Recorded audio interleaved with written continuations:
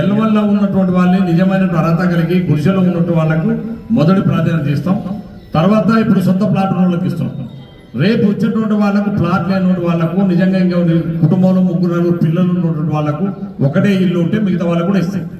ఆ విధంగా 3 పర్యాలకు సంబంధించి మీకు ఇందిరమ్మ ఇండ్లు మీ గ్రామాల్లో లేనటువంటి వాళ్ళు, 1 గుడిసెలో ఉన్నటువంటి వాళ్ళు, 2 రేగుల ఇళ్లలో ఉన్నటువంటి వాళ్ళు, 3 చెక్క మిద్దెలో ఉన్నటువంటి వాళ్ళు, 4వది మీకు కుటుంబంలో 3-4 పిల్లలు ఉండి ఒకటే ఇల్లు ఉన్నాం.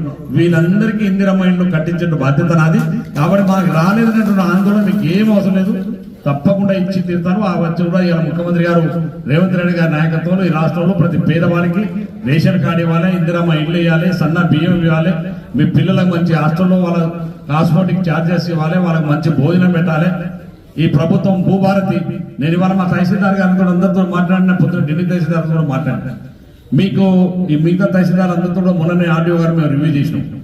ఎక్కడైతే భూముల కోసం మీరు అనేక సంవత్సరాలు మీరు కనీసం మీ కాగితాలు పట్టుకొని తిరిగితే కనీసం అడిగేవాడు దిక్కులు, కార్యాలయం పోతే మేము పట్టించుకునేవాడు నాదులు లేడు.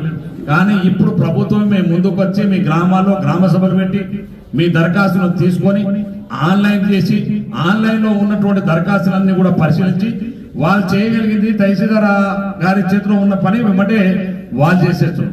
వాళ్ళు చేయలేనిది ఆర్డీఓ గారితో ఆమోదం పొంది ఆర్డీఓ గారు లెవెల్లో చేస్తారు.